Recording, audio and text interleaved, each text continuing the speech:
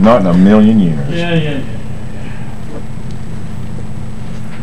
Here we go. Alright, let's hope and pray this works.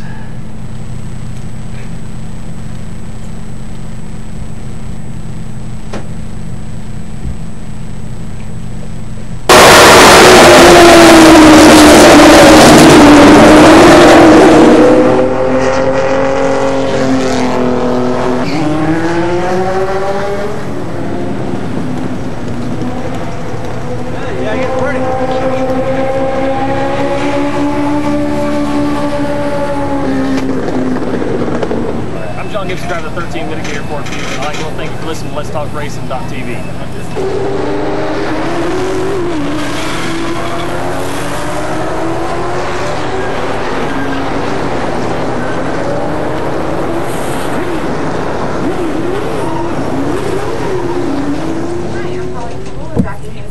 Thanks for listening to Let's Talk Racing.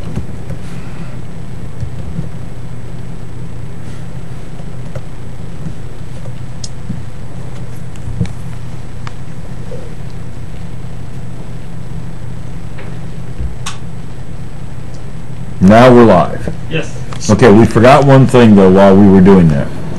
Lights. Oh, that's no good. Lights, camera. A little bit dark. Action. Hey, it's okay. Lord have mercy. Blinded by the light. Hopefully everybody enjoyed that little intro we threw together for the night. I like it. It is pretty cool. Came out pretty good too. Yeah, it came out pretty good. Needs a little work, but we got it. Work in progress. It's a work in progress. Seems the new mics are working very well. Yes. I'm talking normal and I'm peaking it. So see, you turned me up too much. Well, it's good for me. Oh, even I'm peaking. Look at that. That's all right. There we go. Doc has this thing with volume. Remember we had that problem down at the cafe too? Yeah, it's okay. We'll get used to it. Move on. Are we good? Keep going. I just while you're busy flapping your jaws. Steve's over here looking at the silly season site. I like this thing. Okay. And yeah, that's a pretty good site. And we got I love this thing. Rick Russell and Jennifer Jo Cobb at 7:15. Yeah, he still doesn't know if Jennifer's going to be free or not. Okay. Because she's up and doing meetings up in New York City. We got one of them at least. Yeah. We got one of them. At least. Sherri King. We'll tell you more about her when she gets on. And Brian Kesolowski and Jennifer Candelero. And you just did something because we just went. Yeah. Oh, there we go. Don't kick cable. Although that was pretty colors. It's called Watch. Steph won't watch it, watch it, whatever. So, and that's where we're at. We were just talking about tracks doing improvements. Phoenix is repaving, widening, and they're reconfiguring a little bit. Reconfiguring a little bit. Are they going to have it for the first race or the second race? Second race. Second race. They will start after the first race, which is February 27th. And then they're going to start right after that, so they're going to be busting butt to get it done. Yep. Who else? There was another track you said in there, wasn't there? Nobody else repaving. It was just Phoenix. Okay. But that is a big one because that will be during the chase for the second race. Yep, they are in the they are in for the chase this year. And that will throw some curves for sure. Throw some curves. We were talking about points and the teams that acquired points. Mm-hmm. Paul Menard acquired the 71 points, which was the Tech Slayer car. Bobby Labonte drove it a little bit. Okay. So he will have a guaranteed starting spot at Daytona for 5 races. Yep. Stephen Wallace has bought the 77, the old Penske. From Hornish. From Sam Hornish. Mm-hmm. And then who else? Somebody else got some points. Those are the only two they really... Somebody got the 27 car or something, wasn't it? Who's Brian Kesolowski getting? I don't think Brian's getting anybody's. We'll have to ask him. Well, yeah, we'll wait for him to tell us. Here it just says he's planning on running the 500. I think they're planning on running as long as they can. I think they're going to try at least the first 5 races. We'll ask We'll Brian. figure it out when their target is to run full season. Right. Okay, yeah. Well, all right. We'll save that. And the number 92 Chevrolet. Yes. 71 bought the 98 points. The 98 was Menard's car at at DEI last year. Well, that's kind of weird. And the 71, who's driving the 71? Steve's feeding me this information, so I'm just... Well, I can tell you who's not. We are. I think there needs to be a little bit better system on that. Yeah, I don't think... It jumbles it up every year. Well, yeah, and car owner and all that good points. And a lot of it, if they don't explain or you're not there, then you don't really know the whole thing. It's kind of rumored until it happens. But Jim Boyle is typing. I'm going to see what he says. Andy Lally will be in the 71. 71 he got the RPM points. That's right. He got the 19, and somebody got the 9s out of RPM. Yeah, says he was the 98 car, and they now are the 71 car. Well, you're still going to have a different team. You get up 43 and 44. Yeah. There's a lot of changes. So AJ Allmendinger and Marcus Ambrose. And then Elliott Sadler's going to run in full-time truck this year. And possibly some nationwide.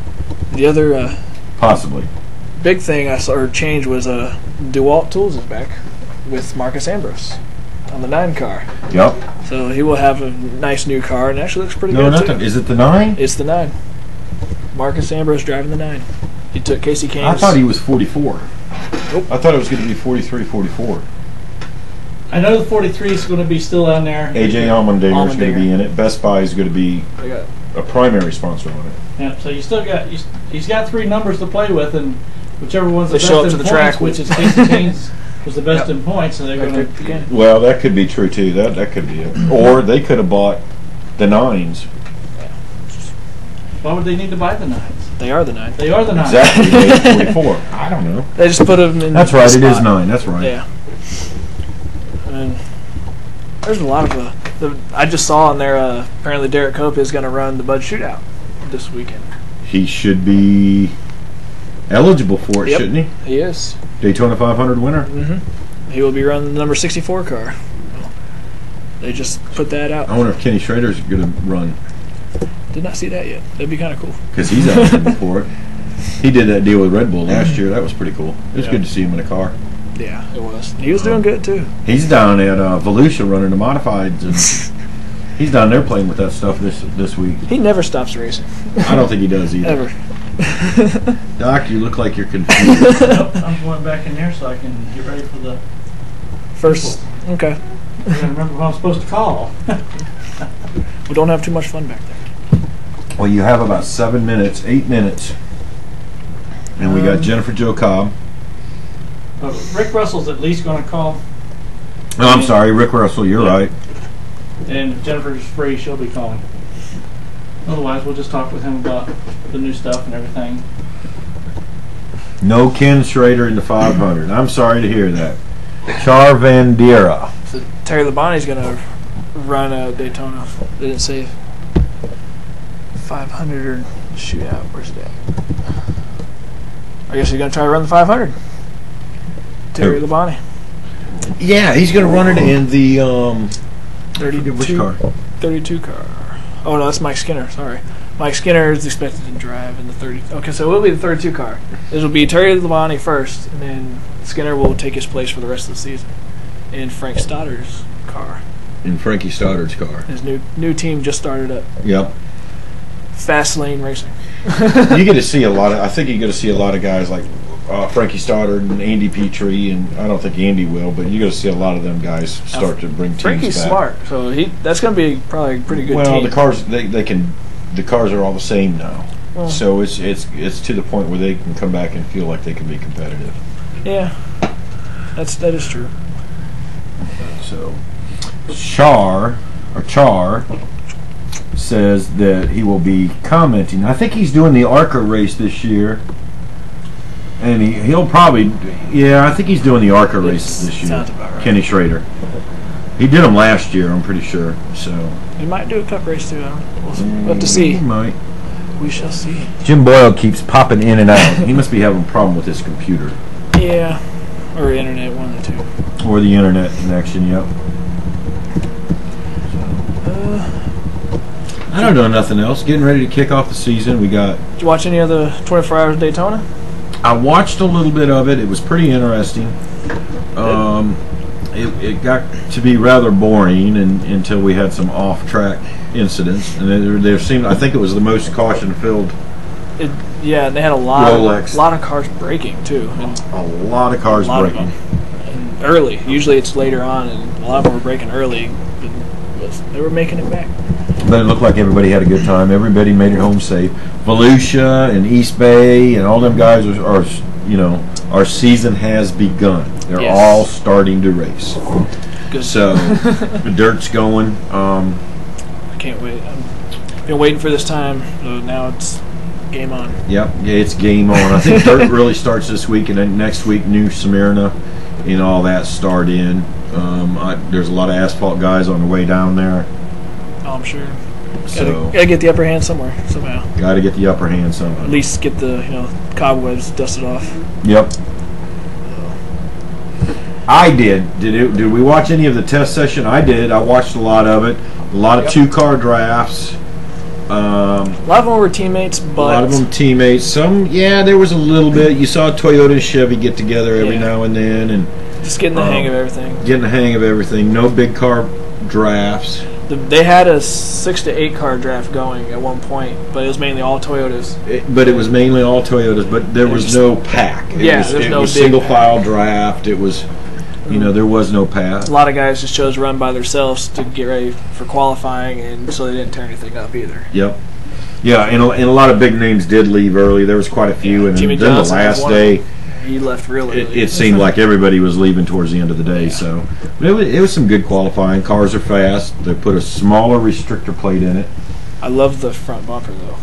The way it's built, the splitter's built more into the bumper now. It looks like a regular bumper. It looks like a regular car. Yeah, they took some of that space out of there and kind of closed it off. I think they added some strength to it too. Yeah, it's a little thicker. You can a little bit thicker. So it's going to be good. Make of Johnson's poor performance. Char, I'm going to say this, and I want you to think about this. You're down there, you're on TV, and you're testing. You are the national, you are the champion. 5 times in a row. 5 times in a row. Do you really think you're going to bring something down there and just show everybody what you got when you get there? Or are you going to hold back a little bit and say, I know I got another 20 horsepower out here, or I got a little bit more. We're not going to show that until the 500. He was one that wasn't in the packs. And he was one that wasn't in the packs. But I also think a lot of guys did that. They didn't show everything that they had. I think they held back a little bit.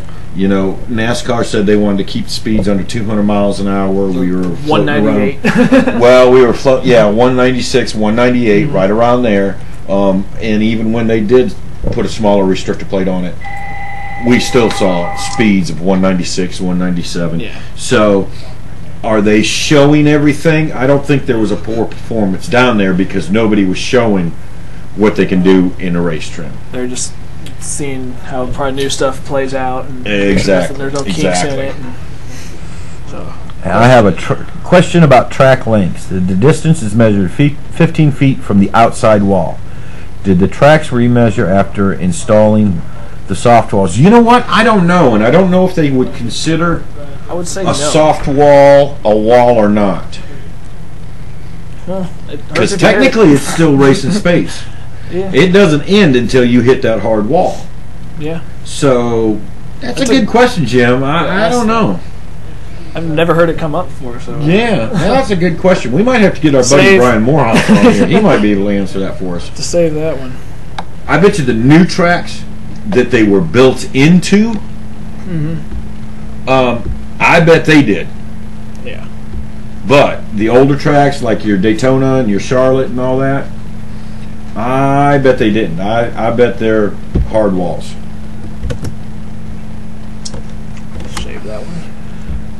It would make the track smaller. Okay, you hit the buttons and then you walked away. You're supposed to figure it out on your own, I guess. I guess so.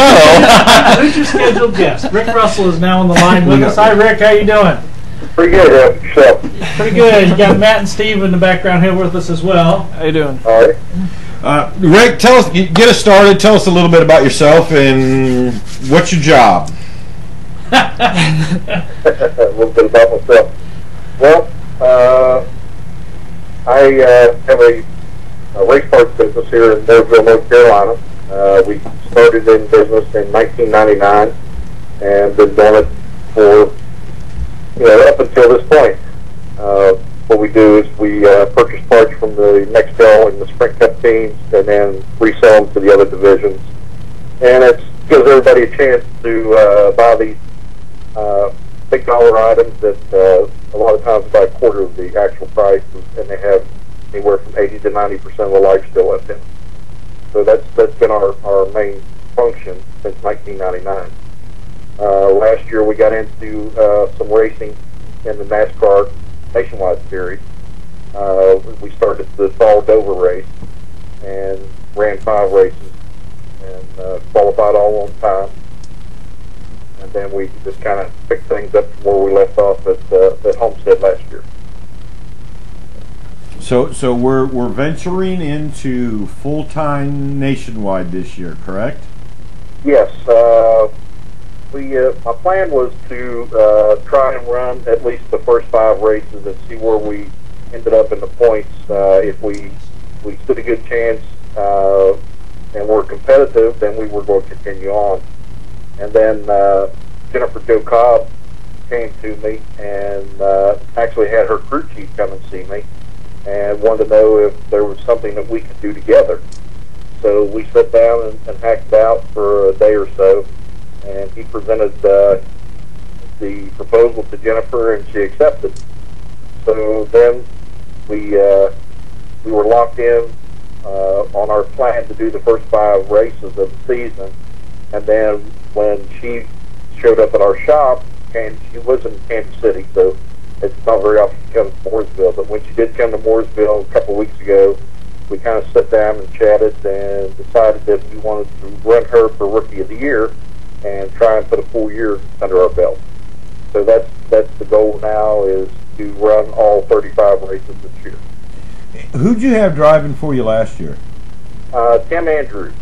His father is Paul Andrews, who led Alan Kowicki to a NASCAR Winston Cup championship back in the late 90s. Okay. Tim works with his father on his ARCA development deal that they do through Cunningham Motorsports, which is affiliated with Penske Racing. Tim and Paul were pretty much done with the ARCA series for the year, and so I tapped both of them, and they came on board, and we went to 6 events actually. We qualified for first 5 one time, and the 6th race, which was the finale at Homestead, we had practiced in both practice sessions top 20. So we were pretty much a shoe-in when it come time to qualify.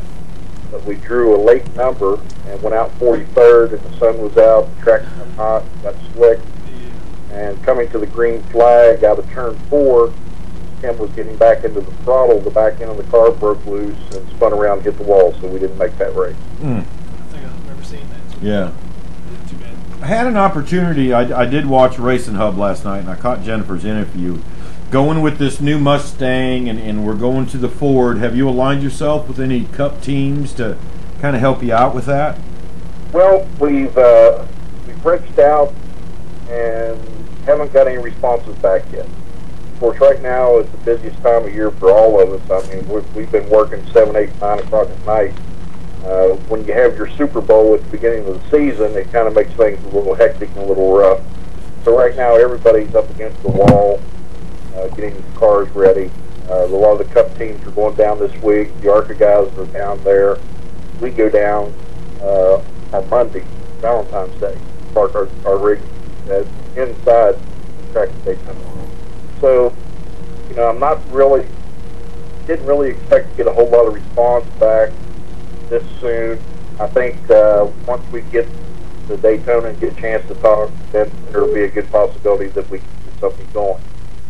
But we have aligned ourselves with 3 other nationwide teams. Okay. So you've got some technical support and some help there in the nationwide, and the Ford guys came on board last year. They actually called us. They seen how well we were doing in our qualifying efforts, and when Carl Edwards wasn't in Roush's car, we were out qualifying the Roush car. So Pat DeMarco, who was the head of Ford Motorsports division at that time, called and offered us wind tunnel time, 7-post time at the Roush facility, and the pull-down rig at Texas Sports in Mooresville over at the drag strip. So, you know, they kind of took us into their fold, and but at that time, there wasn't that many Ford teams. There was only like 3 other Ford teams other than the Roush group, and we were probably the best out of that bunch when it comes to qualifying. And then when it come race time, you know, we ran this whole deal out of my pocket with no sponsorship whatsoever, and it made it a little tough. So we stayed out till a lot of the start Parker's park, and then we would stay out an additional 10 or 15 laps, and then we would come in. right. We didn't want the title of start park hung around our neck. That we didn't want that. Right. And I think we accomplished that. So you went actually as long as you could. Yeah, we ran off a set of tires. We had no pit crew because at the time, and then now we're finding out certain this year, you know, to get a pit crew to the track and to perform the pit stops on your race car on race day, you know, you're looking anywhere between $3,000 and $5,000 to get these guys to the track, get them in a hotel and their transportation and everything. So last year we just didn't have that.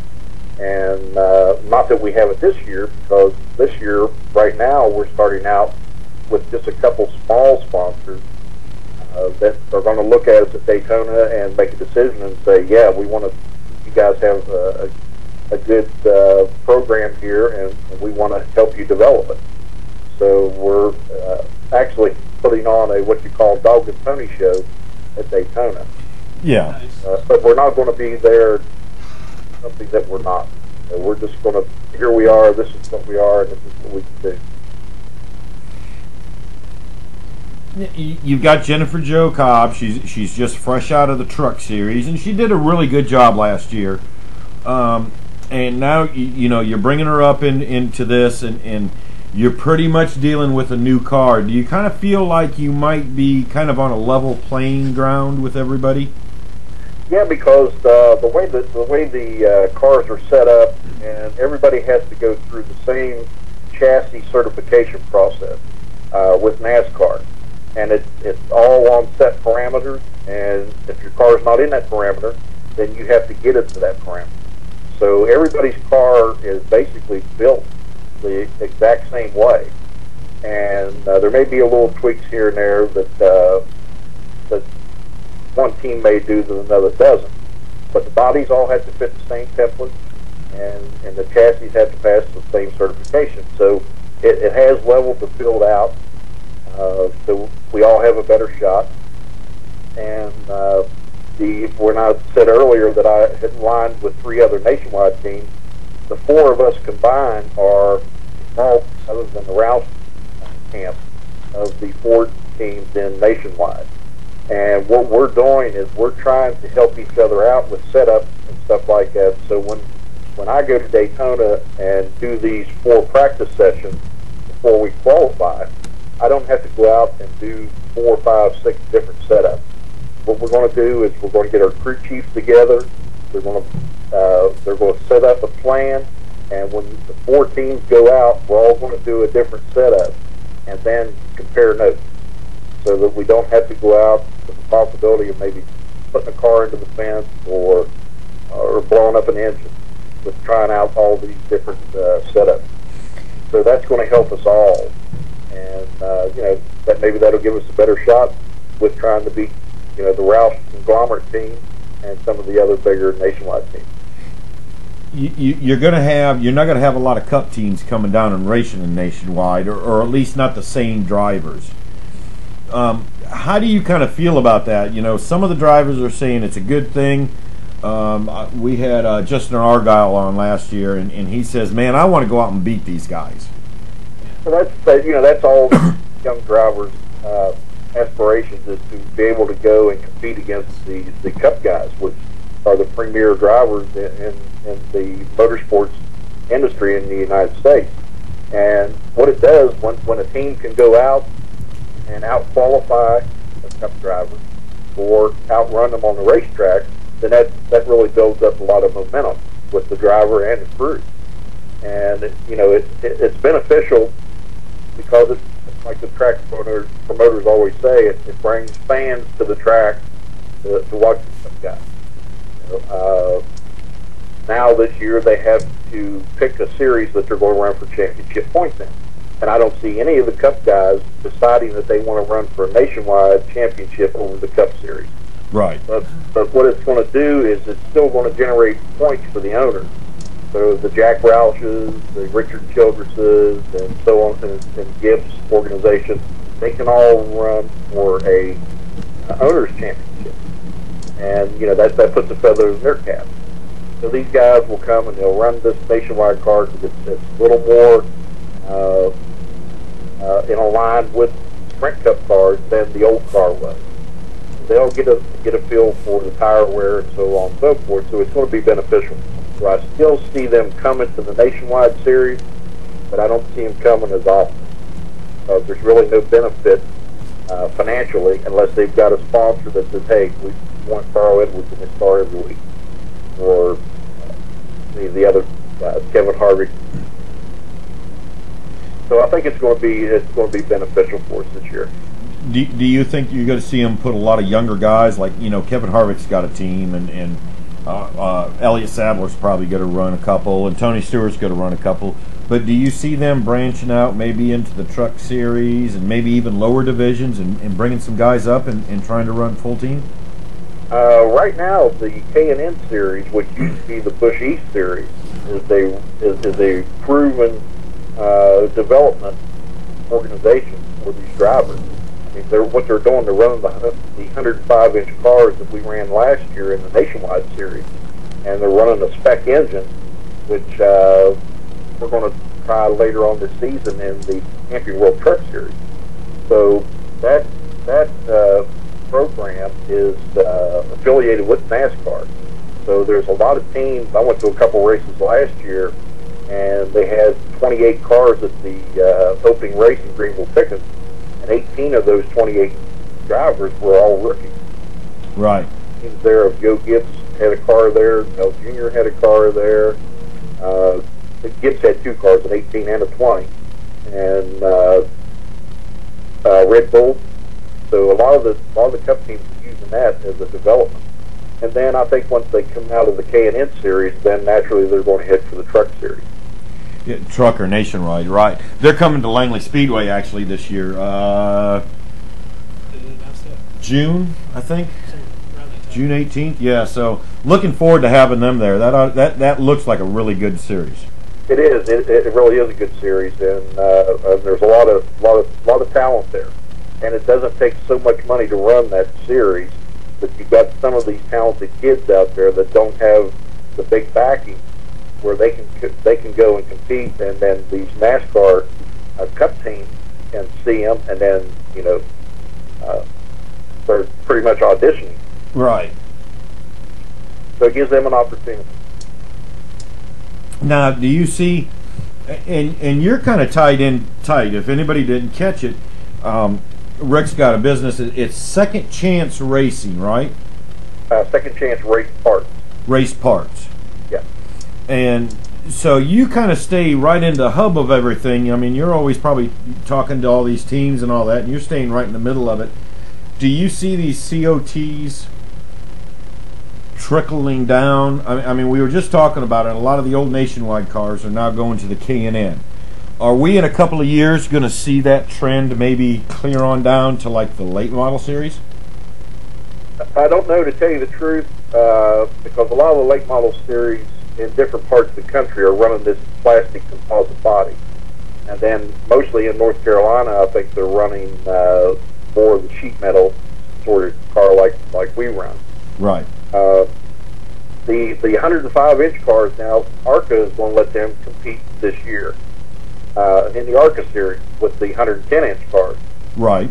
The big disadvantage there is if someone is actually wanting to compete competitively with these cars that we ran in the Nationwide series, unless they change the bodies on them, they're going to be killing themselves when they go try to compete against the ARCA bodies, because ARCA is so tolerant, or not so tolerant, on the templates and stuff that whenever they would buy a car from a cup team that they were done with, they would actually have that car rebodied if they were going to run competitive in the ARCA series. Right. Between NASCAR and ARCA, there's such a difference in the body that the NASCAR car won't be competitive with the ARCA car. But the chassis are pretty much all the same. Yeah, the chassis are basically the same. The 105-inch car would be good on some of the bull ring tracks, bull short tracks that ARCA runs, but when they run the super speedways and stuff like that, the 105-inch car just wouldn't be competitive with the 110-inch car. Right. Somebody asked me a little bit earlier, with Jennifer now, is she still going to run some of the truck series? She's going to run the Daytona race because she has a sponsor commitment there.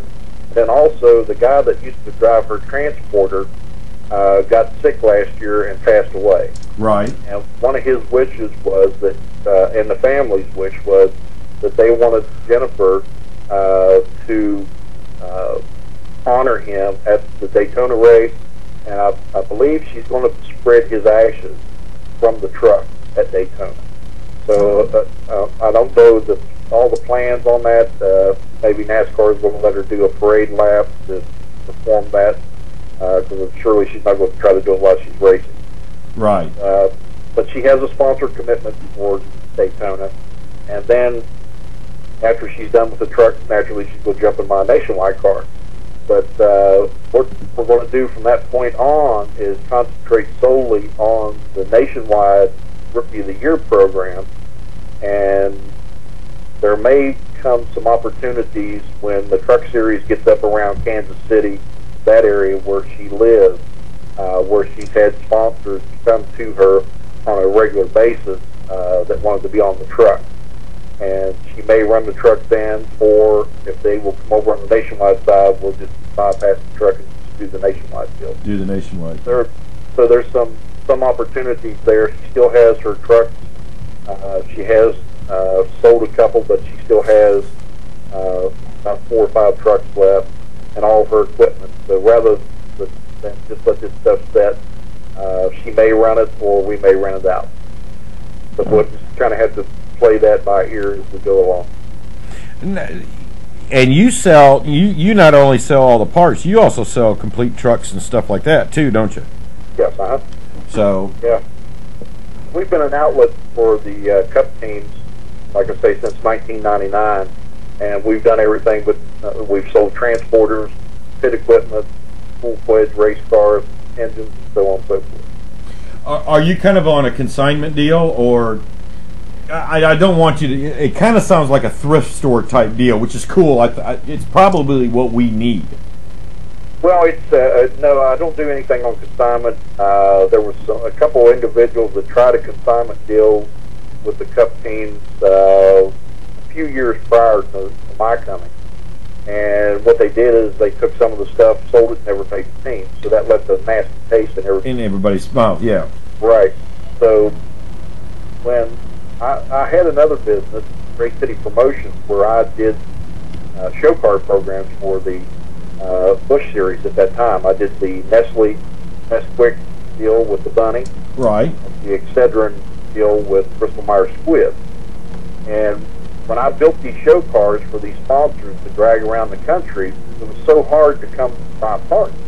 I said, if a guy could go and talk to these team owners and offer to buy their parts from them at a reasonable price where everybody's happy, I think that would be a cool deal to do.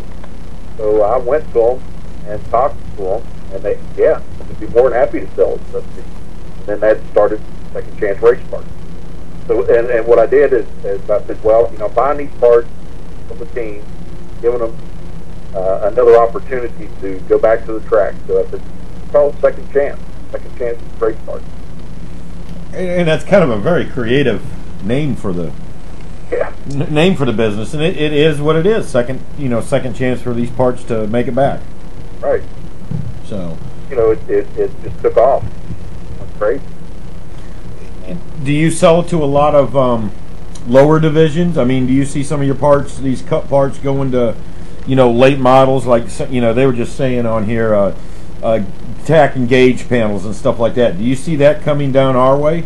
I mean, it has been for several years, and the steering boxes and stuff that we use, the tacks and gauges, and some of the local tracks down here now, they run the 22-gallon fuel cell, which NASCAR went away from in 2007. Right. Was the first year of the 18-gallon cell.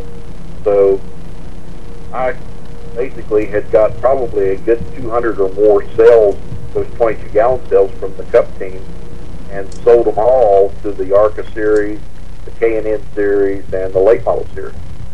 So there's a lot of things that they can still use that comes off the Cup cars. But the main business that I see and have seen over the years is the lower budget Cup teams and the lower budget Nationwide and truck teams. Okay. A lot of ARCA stuff. You got any seats?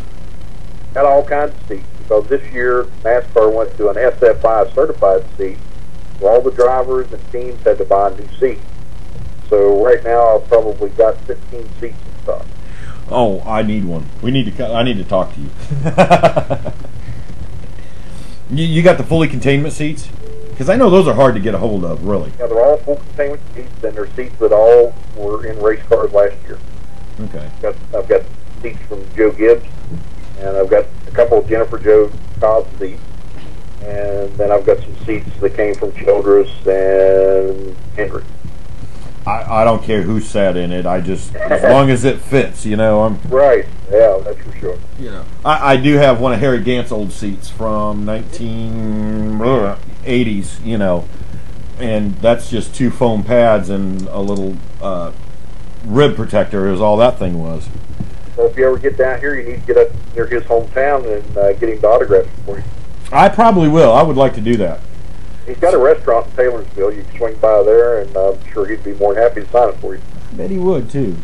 That's always kind of cool, because you look at this seat, and I think we've talked about this a little bit before on the show. The seats from the 70s up into the 80s and the 90s, it's just like the cars. They develop so,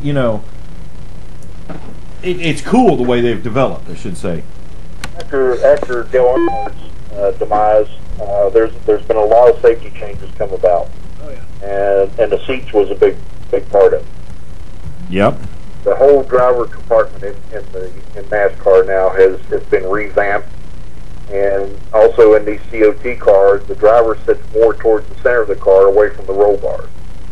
So everything they're doing is for the safety of the driver, and it's working.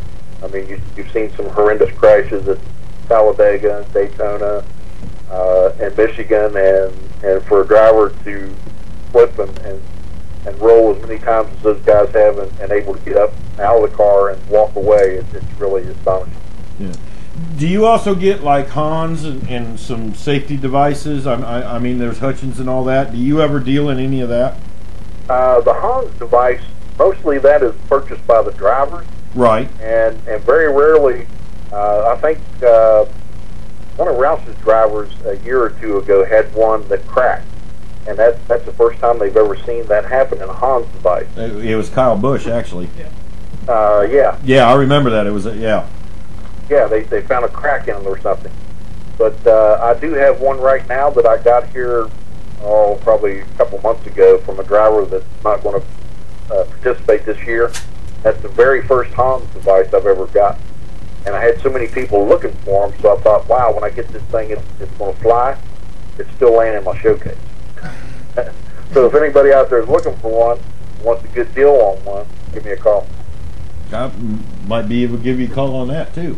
All right, and I've got some brand new seat belts that are still in NASCAR. The seat belts are good for 2 years. So I've got 2 sets of brand new seat belts that have never been mounted in a car. Lower divisions, it's 3. Is it 3? Yeah, for like late models and in our divisions, it's 3 years. Right.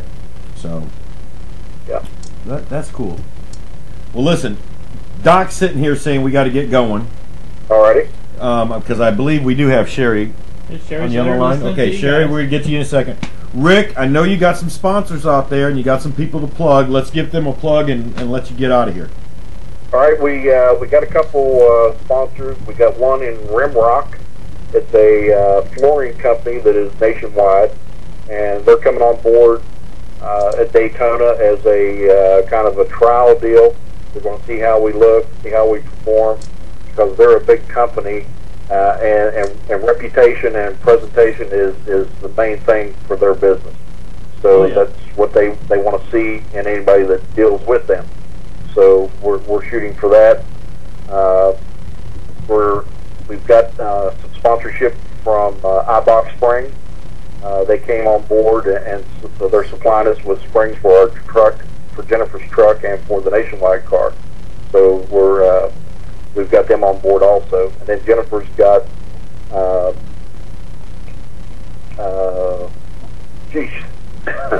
it's a cosmetics company. Lily Cosmetics. Oh, okay. Lily, yeah. Yeah, they were with her, I believe, at Homestead, and they're back on board for Daytona with her. Oh, cool. That's good. Yeah. So we're still looking. If anybody out there wants to sponsor a car, and we're hoping that we're going to have a good year, especially with a little challenge that Yahoo Sports page put out a couple days ago, is that between Danica and Jennifer. So there's a little bit of hype building, so we're looking forward to it. We might have to check that out. Yeah, for sure. They're both redheads, so it's got to be good. Yeah, that'll be a fiery little thing, won't it? Right. So, all right. Well, listen, get on out of here, Rick. Wish you well in everything you do this year, and we'll be pulling for that Ford Mustang out there. And after Daytona, let's get you back on here. Let's do a 5-race deal and get you back on here in about 5 races. Sounds good. All right, Rick. We'll be talking to you. Talk to you later, Rick. All right, take care. See y'all later. Thanks. All right. Line 1. All right. Sherri, you there? I'm here. Hi, Sherri. This is Sherri King, and tell us a little bit about yourself. Well, my name is Sherri King. I have a small business, Infield Bladder Repair in Southern Arkansas. I repair most all kind of bladders, but I specialize in alcohol-filled bladders, mostly for sprint car drivers. I've had the business now, I think 3 or 4 years. I love doing it. Now, it's a bladder repair, or are you making the bladders too? No, I repair bladders. You repair bladders. The companies that make them do not repair. Okay. I repair them for those things. And I don't think a lot of people realize that a lot of race cars is required to have a bladder in them. Correct, yeah.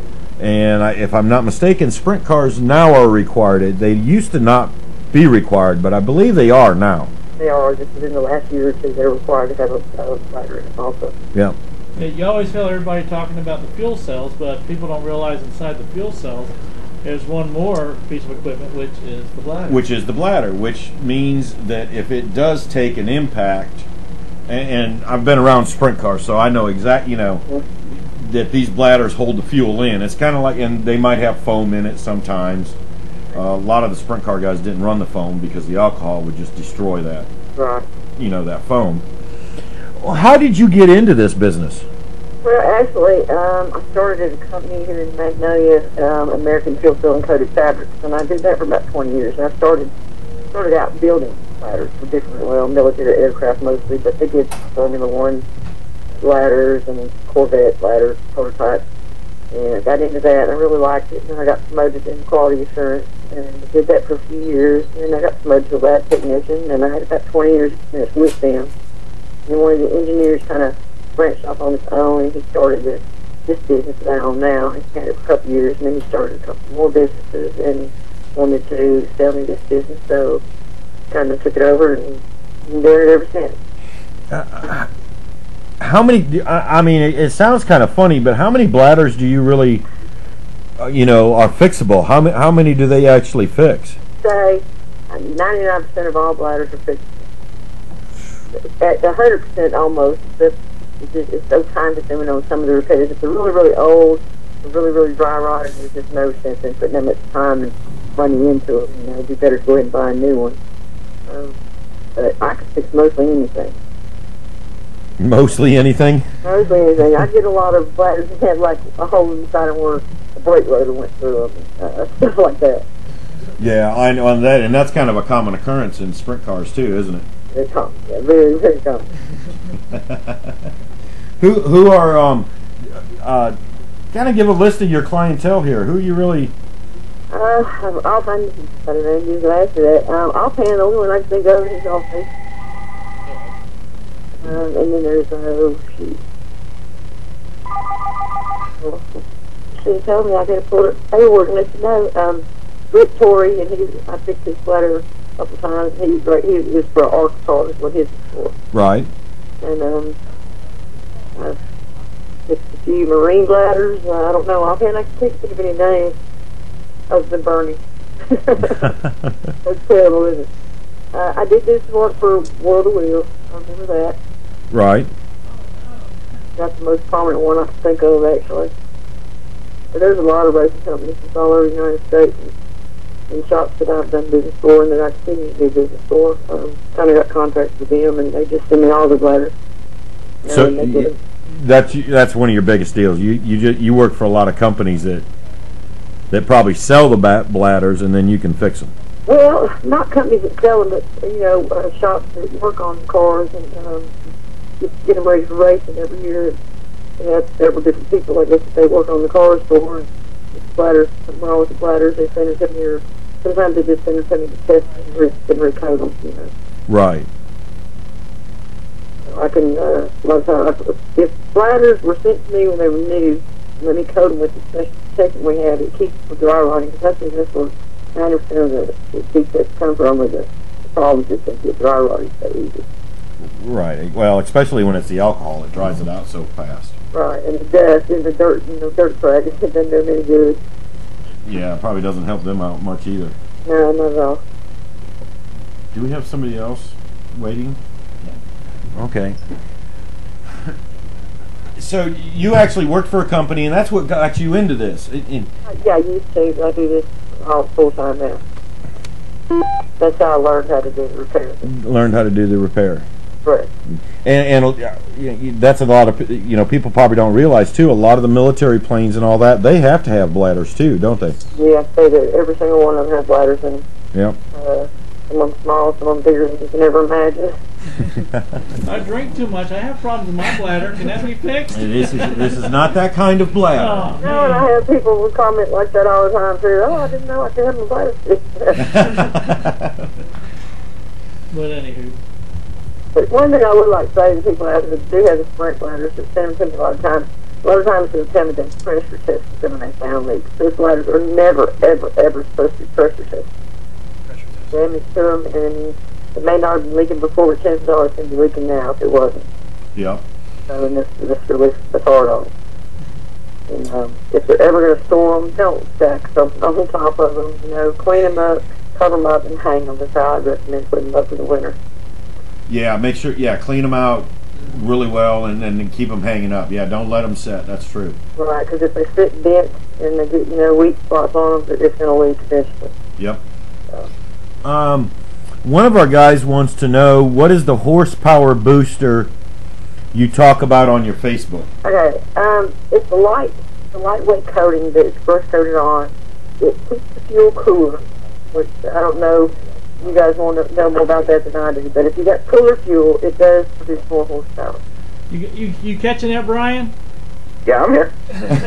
We're talking about getting you a little more horsepower, okay? All right, sounds good. Some people use the blankets, on their fuel bladders to keep the heat out. Well, this is just a silver coating. It keeps more heat out than the blankets do. As far as I know, it's definitely on the market. It's very lightweight. Hmm. Start with. That's kind of interesting. I got to check the Pro 6, see if it's got a bladder. I tell you, I know some of the tricks we used to do for qualifying, but you can't keep the gas cool the whole time. So. But anyway. Yeah, this does keep it cool from the whole time it's been there. Tested and proven.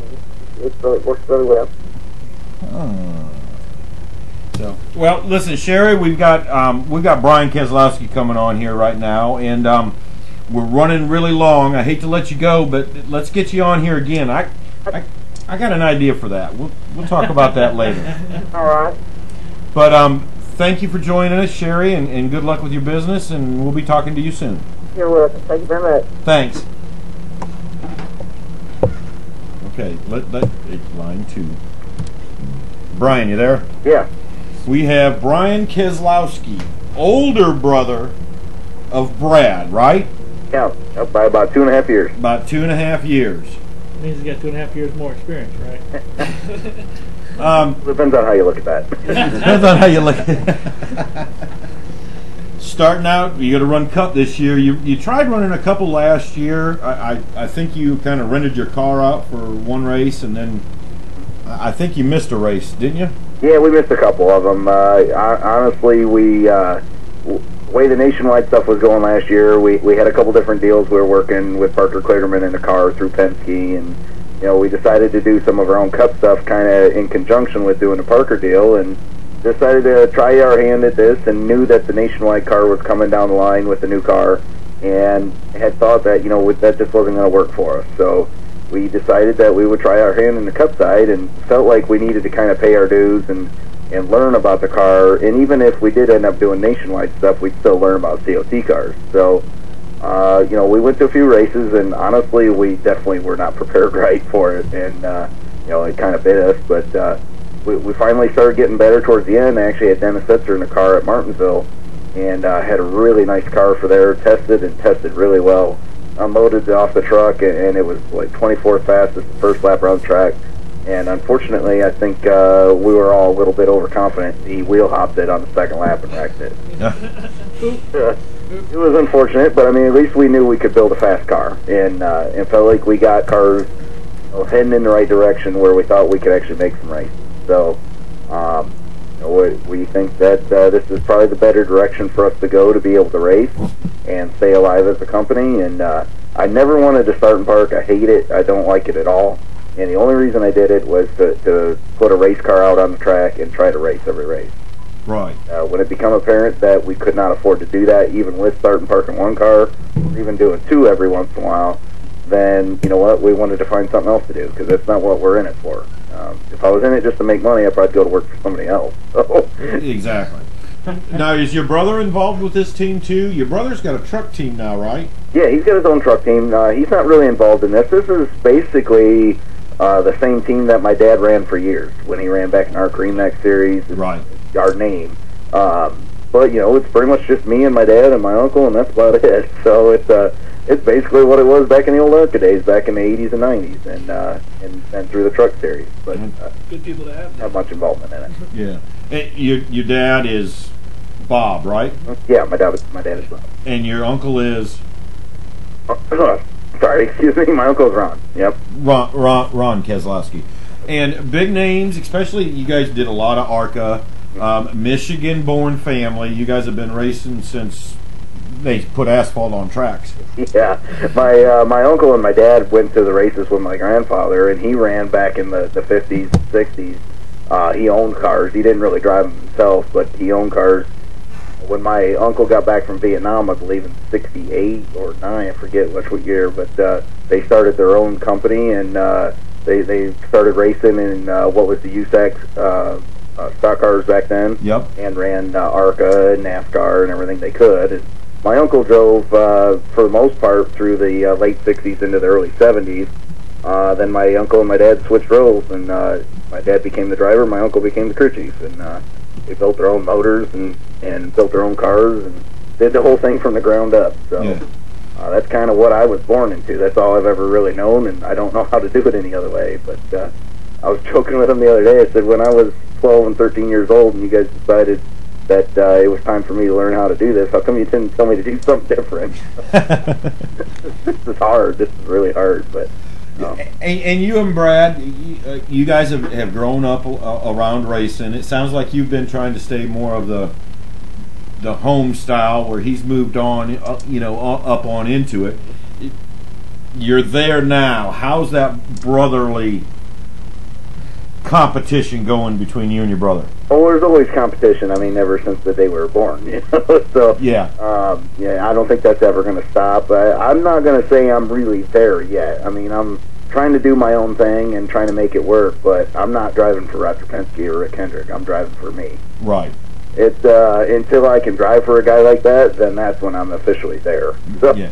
Until we can make this a consistent thing and we can run well, or I'm driving for somebody like that, then that's when it really counts. But he's got a really good thing going. He drove for both Rick Hendrick and Roger Penske, two of the biggest names in the sport, and I mean that's just top of the line from top to bottom. So it's I wish I could be there. It just hasn't happened yet. So we're going to Daytona. You're going down there right now, right?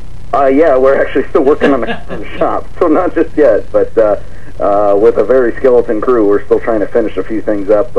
NASCAR had a couple new changes here this week on some little minor things that kind of caught us off guard, so we're checking up on that and making sure our car is properly prepared before we ever go to the racetrack. So right.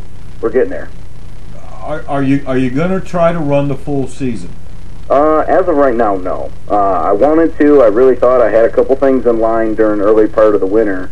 Unfortunately, they did not work out, and one of them was trying to come up with a locked-in number, and I had a sponsor that was all gung-ho to do this, but it didn't happen. So, unfortunately, that didn't work out. But we're gonna go to Daytona, kind of see how everything goes from there. If we make the 500, then we'll continue on from there. If we don't, we might start doing some hit-and-miss stuff.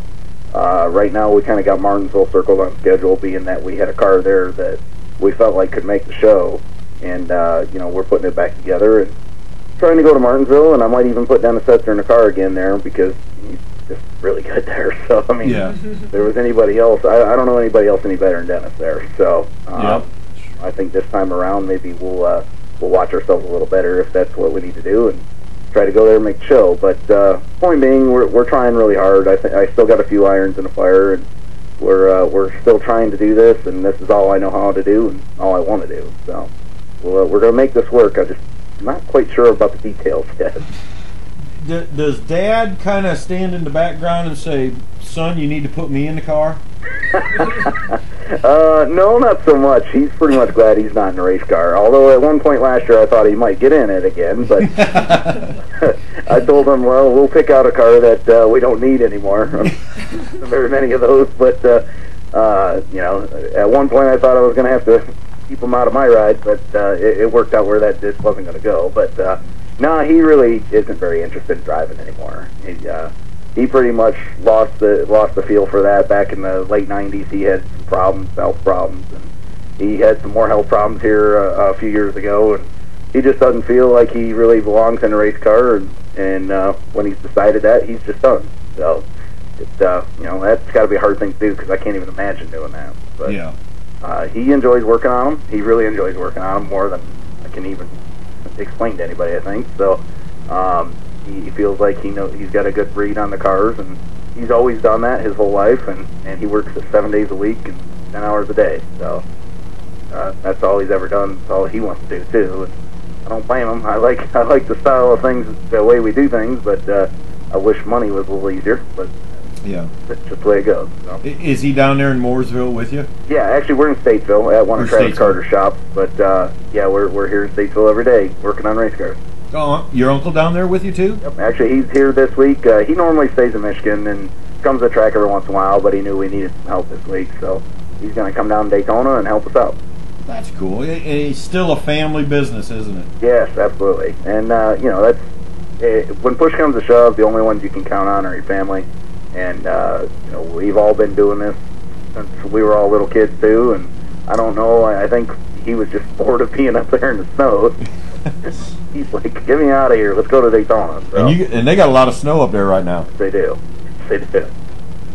So, Michigan-born. You touched on that. You guys have always run ARCA and a lot of the local stuff. Did you ever imagine yourself coming down here and being able to do this cup deal? Well, I always dreamed of that. I always thought it might be with somebody else besides me, but you know, the Nationwide deal, when I decided to go full-time in Nationwide in 2009, we did it out of just a little shop in the backyard of somebody's house, and I mean, it was extremely tough. And I decided towards the end of 2009 that this just isn't going to work. If we're going to do this, we need to be down where everybody's at. And we picked up and left. Yeah, and that was a big thing for me because that's where I'm from. I've never been outside of Michigan, as far as I've never lived outside of Michigan, never worked outside of Michigan other than just going to the racetrack and come back home. So that was an extremely hard thing for us. And, you know, basically it's like we're living on the road every day right now. So that's tough for me, and especially with all my family and friends being at home. But, you know, I don't know. This is just what I felt like I had to do to make this work, and I still feel like that. Things don't always work out the way that you want them to either, but you know, I felt like we needed to make this move, and I feel still confident that this is what we need to do. So. Did you ran the local tracks too? You guys ran some late model and stuff. You and yeah, me and Brad ran. Brad actually ran quarter midgets back. He started driving before I ever did, and it's just kind of a funny way it worked. But he started driving quarter midgets back in the late '90s, and then me and him started getting up into the local late models. And Brad ran factory stocks and limited late models and super late models, and I jumped right in. The very first thing I ever drove was an Outlaw super late model. Oh wow! If anybody knows what those are basically cup motors with the lightest cars you could possibly get them in. Offset chassis. They were fun. They were really fun. Yep. And I did fairly decent. I'm not going to say I did great. Never won a race, but I won a track championship at Toledo in 2003 and run really well at a lot of different places. And because of that, me and you know, between some of the stuff that was happening with our truck team, we decided to go ARCA racing at the time, and you know, I ended up winning a couple ARCA races and run pretty well over there, and just kind of, you know, spent a couple of years over there and wanted to make sure that we knew what we were doing. Then moved up to the Nationwide Series and tried to make that work, and now we're kind of natural progression trying to run up to the Sprint Cup Series. Cool. And I'm going to put this plug in there because I know this, but you just hired a new PR person. Yeah. Jenn's coming out to Daytona. We're going to try to work together and try to make some things happen for us both here. And, you know, I'm pretty excited about it. I think we can make some things happen. And, you know, we both need some help to make our own little deals work and try to work together. And I think we got some irons in the fire here, try to make things work. And I really think that we can do it. So it's always good to have somebody out there that's doing that side of things, because I'm so focused on race cars, I don't even look at that anymore. Exactly. Kind of on me about that too. So I think we need to get some different things going for me, and I think she's heading in the right direction for that. And I think she'll do a wonderful job for you. I really do. So Jennifer Kendall, Calandrillo. I used to be able to pronounce it. I'm not pronouncing anything tonight. Infield Jenn is his PR gal now, I should say. And but yeah, she got to do a real good job for you. She's motivated. Absolutely, you know, and there's some different things going there, and it's something completely different than I'm used to doing. You know, and most people are doing right now, and I think it's a lot more fan based. And I think there's some things there that people have not tapped into yet that we can do. And I'm pretty excited about it. You know, like I said, it's something different. And everybody does the same thing over and over again anymore. And it's kind of become bland. And I think there needs to be a different approach into some things. And I think that's kind of what we're starting right now. And hopefully this works. Yeah, there's a lot of new twists that I've been discussing with people, and just trying to get everything all lined up for some cross-promotional stuff is what I've had a big swing to seeing that everybody's trying to do now.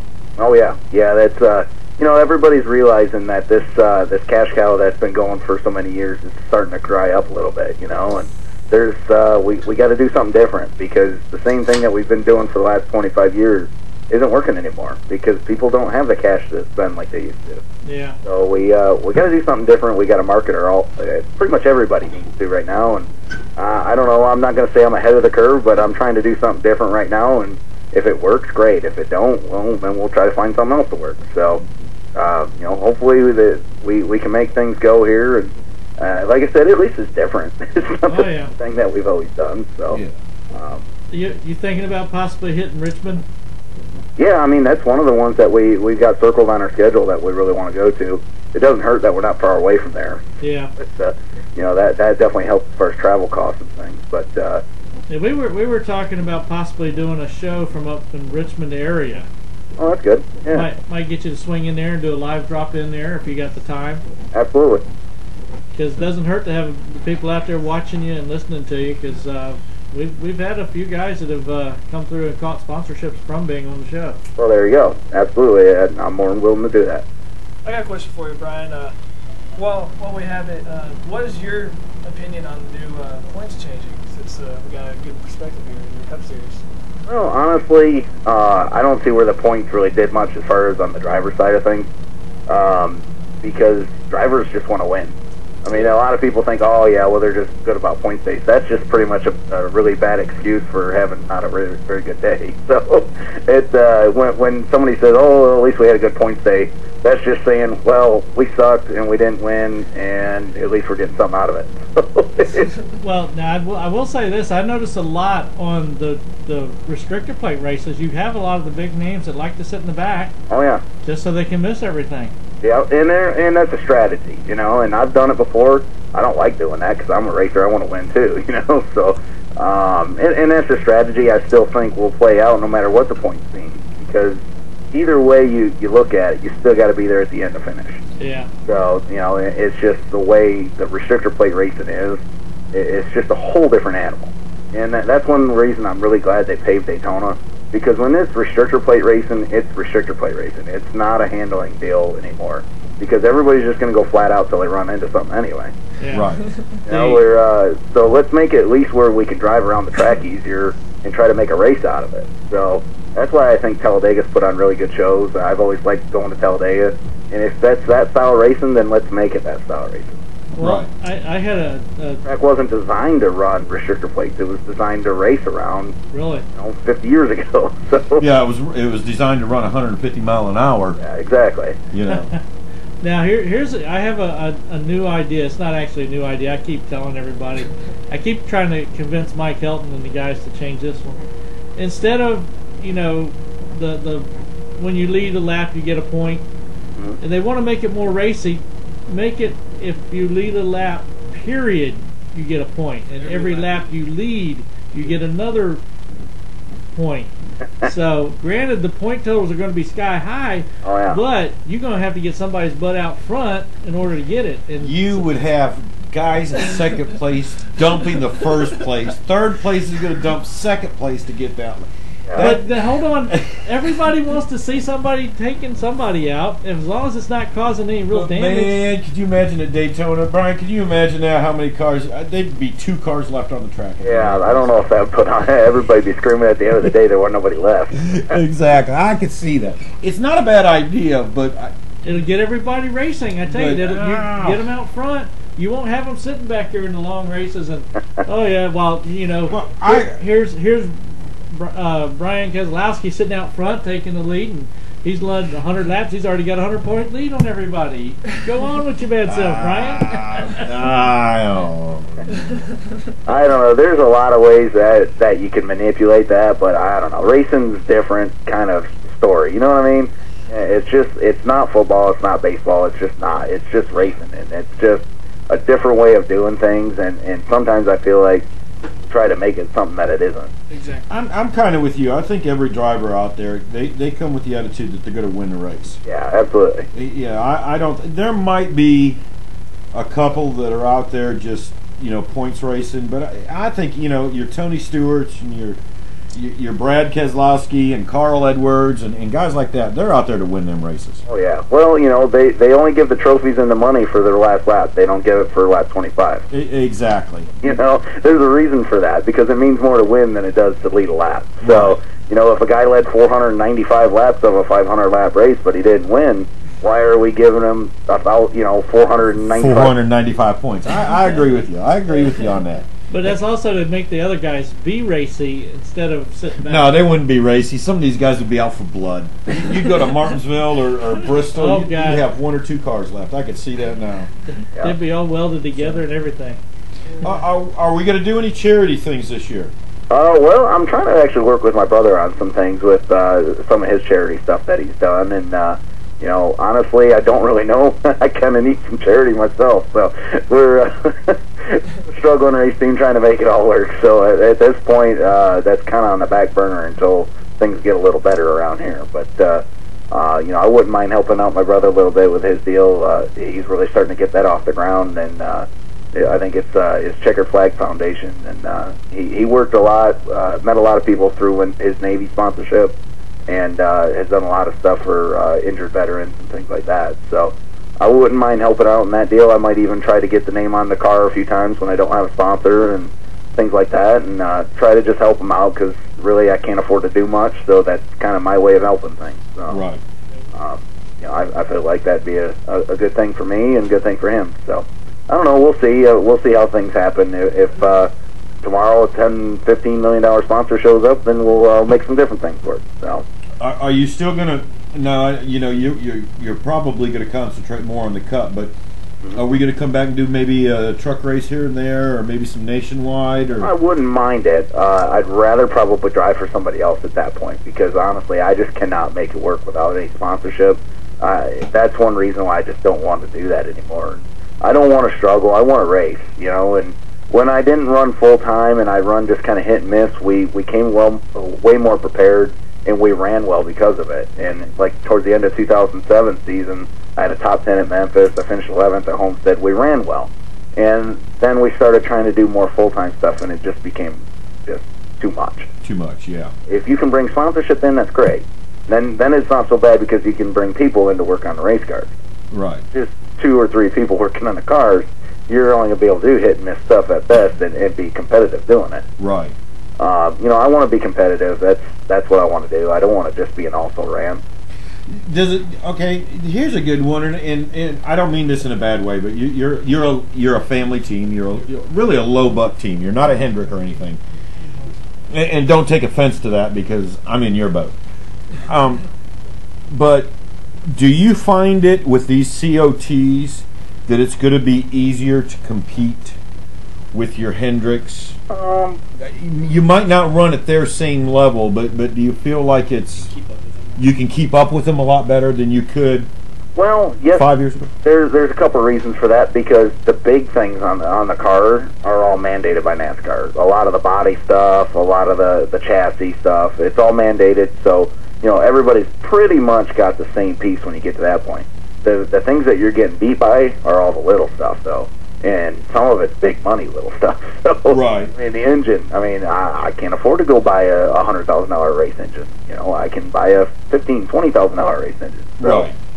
You know, things like that, just aerodynamics, all the little tiny stuff that means so much that I just can't afford to do, and that's where you end up getting beat. But is there that much difference in the aerodynamics between your car and the Hendrick? I mean they're pretty. There can be, because you know, with the body being the same, there isn't a lot, but there's a lot of underneath stuff, and that takes so much more time and work to try to make right when you're talking about trying to do the underneath car part of the car. You know, when they're finding different angles on their you know, sway bar tubes, and just ridiculous things, you know, and things that nobody even thinks about, nobody even sees, because it's hidden underneath the race car.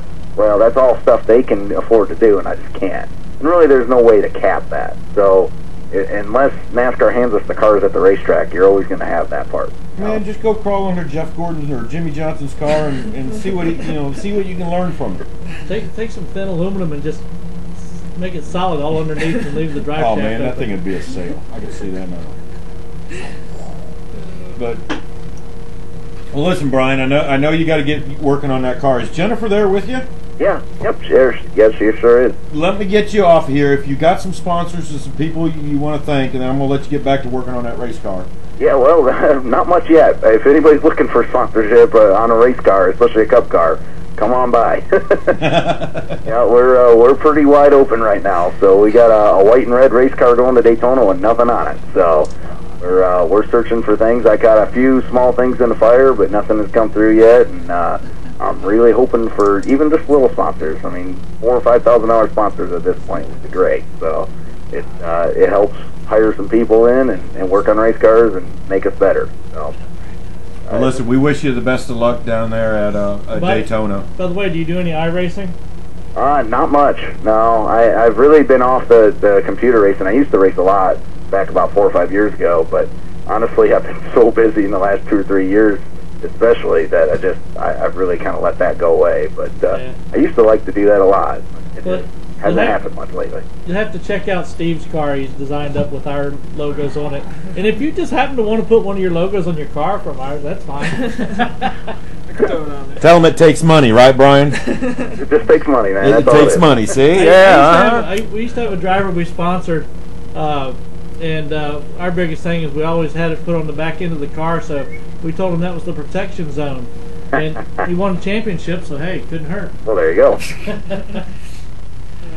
But anyway, we'll go ahead and let you go, and go ahead and put Jennifer on, and we'll talk with her for a little bit, if that's okay with you. Good. Nice to talk to you guys. Thanks. All right, we'll talk to you later. Good, Brett. Hello. Hey, Jennifer. Hey, how are you? Good. Hudson said to say hi. He's standing in the background. Yeah, I'm here. So, how are you enjoying the time at the shop here today? Yeah, it's productive. You know, throwing around some ideas and getting things together. So, yeah, we're actually kind of trying to collaborate on, his side of it, which is the racing part and the technical part. And I'm trying to come and bring in bring the fans into this somehow, some way. Maybe we could turn this around and maybe we were just talking about it a little while ago. Maybe getting the fans involved with everything that we do this year, as far as everything from them sponsoring us to we're doing maybe do a full documentary of what we do at the track every week. Invite some of the fans down, maybe have contests and have the fans come down and actually be a part of what we do. There you go. By the way, hi Jen, it's Matt. Hey Matt, how are you? I'm good. How are you doing? Good. Now, I've noticed that a couple of other drivers are doing something along that line. You got Allie Owens was doing one with her car, and who was the other one? Oh god, I'm having a brain fart. Huh?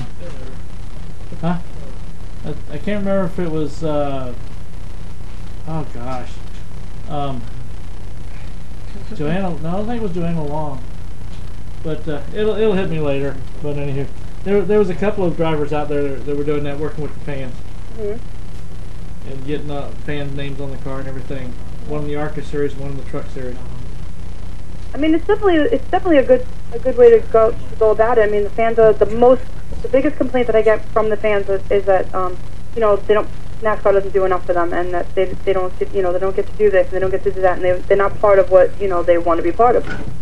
I'll try to take all their suggestions and work it where they are satisfied with what we're doing, and then they are really a part of the team, not just the spectator, but also part of the team. And it could just be a different experience for the fan altogether, and it would benefit us too. It would be a win-win situation all the way around. There you go. Do you find a lot of the fans that you come in contact with and kind of talk to, do you hear them say, man, I wish we could have more access to the pits? Yes. That's everybody's saying, hey, can you get me in there? Can you get me a pit? And it's it's very, very hard to get those sometimes. And but yeah, a lot of the fans just want more access, and they just want to know more about what goes on and everything that they don't get to see on TV, which is what I'm trying to provide them with. Yeah, I've heard that out of a lot of people, and you go to a drag race, or even go to a sprint car race or a World of Outlaw race or something like that. Right. Everybody's got access to the pits. Mm-hmm. Come to a NASCAR race, they really, and I understand why they do it. Don't get me wrong. Yeah. And that's the first thing, man. Can you get me in? Can you? I'd love to be down there one time. Yeah. Yeah. So. I mean, if there was anything that I could do to work something out, where I would be able to take maybe have a contest or something, and then be able to take a fan into the garage and let them experience, or let them, let me enable them to let them meet their favorite driver and stuff. I would love to be able to do that, but I don't know how to go about doing that yet, who I would have to talk to get the okay from that, and if it's even possible. But that's definitely something that I would love to be able to do for someone. Yeah. Just, to make it a better experience for them. Because, it's a lot of fun. I mean, a lot of the NASCAR fans, they spend a lot of money on their favorite drivers, and to be able to meet them, it's like, it's just a great thing. It's a dream come true. Yeah, exactly. So it would be a really nice thing to do for somebody that really deserved it, Hey, Jen. On a lot of times I've noticed, like, where they have the hospitality thing set up, and the people go in and pay to go in there and eat, meet the drivers, and usually you can get pit tours through the tracks and stuff like that too, and that would help increase the fan experience as well. Right, but it goes by the track. Each individual track, it depends on like their, what they're offering, what they're offering for their hospitality. Right. And so not every track does the same thing, and so it would be nice if I would be able to do something like that at every track and be consistent. Right. So that if they come and meet up with me, and they enter a contest and they win the contest, they know that they're going to have the best chance that they can on meeting their favorite driver and doing something that they really, really want to do at the track, which would totally make more people interested in the races, so that they would they would be able to want to come to the track, spend the money on the tickets, and come to the track, and because they know they would have a better experience. So I think that would be a great thing. Oh yeah. So we're full time with Brian now, right? Yeah. You finally got a job. Yeah. I know you've been working. You've been looking for something for quite a while, and it's tied into what you're doing. It was really funny how it all came about. It was last Sunday. I was it was like, I don't know, 9, 10 o'clock at night. I was literally at my computer. What was I going to do? I'm saying, okay, I need to get my website going, which that should be launched this week. I'm really excited about that. And I was like, wow, okay, once I get the website going, I got to get in touch with NASCAR and prove to them that I could be considered a citizen journalist. And I was like, once I get that, then they'll let me buy my license, and then I could go to the races. So I'm like, well, okay, if all's well and all's good, and that happens, I'm like, how am I going to buy this license and get to each track? I mean, that costs a lot of money. So I was literally just sitting there, and then Brian got in touch with me. He's like, hey, how's everything going? I'm like, oh, hey, what's going on, And he's like, well, where you at with everything? And I told him, I was like, oh, I was just really thinking about it. And he said, well, I might be able to help you out with that. And I'm like, I was like, don't play with me. That's not funny. Are you serious? Like the timing was just crazy. And he told me what he was looking for, and he said, I think I'd be interested in maybe doing some PR work for me, and we could talk about it. I was like, again, don't play with me. That's not funny. Are you serious? So he said he was, and I came down to the shop, and the next day and met up. We spoke about everything, and yeah, we think it'll be a pretty good collaboration for both of us. So. Sounds good. Yeah. And I think you'll really do a good job. You promoted your Infield Jenn and all that very well. Thanks. With limited resources, I should say. Well, Facebook is an amazing tool. It is.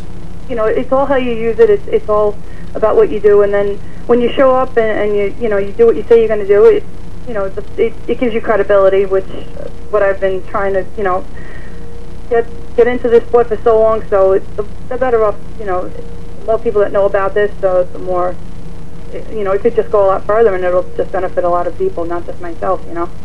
Yeah, it'll be beneficial for you and Brian. Yeah. Now, are we getting a Brian Kesolowski fan page?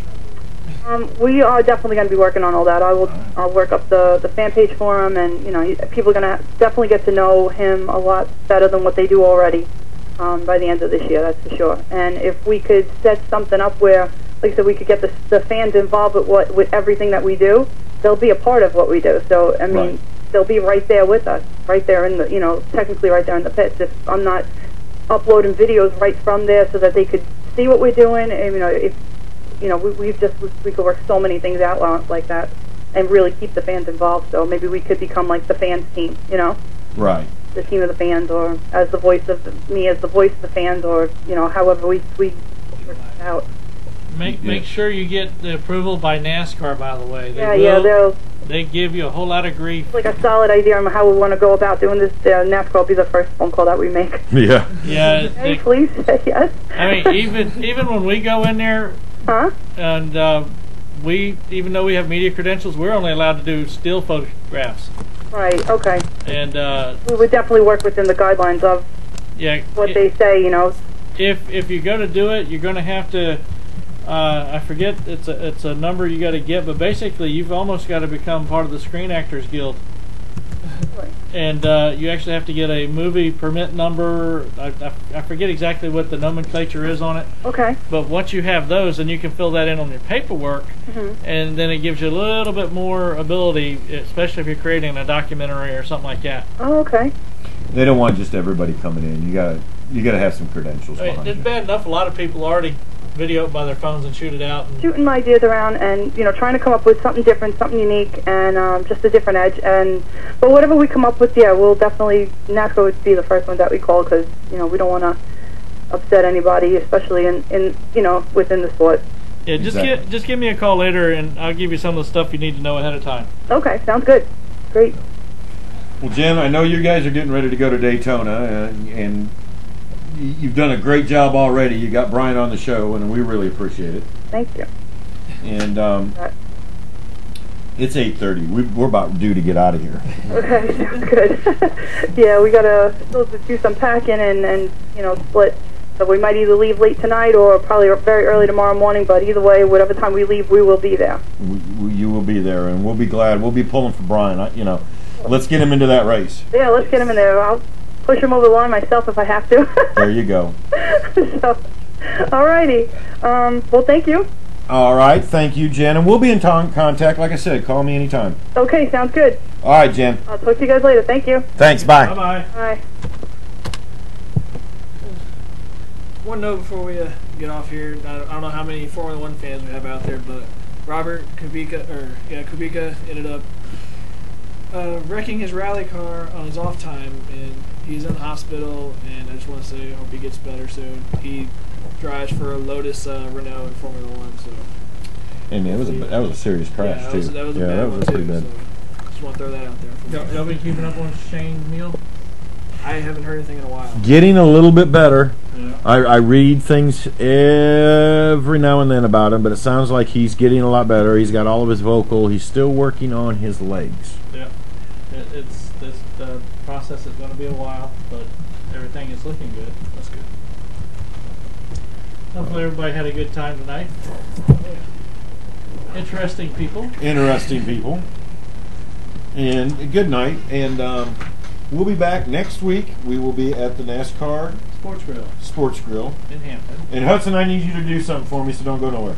You ain't going anywhere yet. Okay. Let's get out of here. All right, everybody. We'll see you next week. Good night.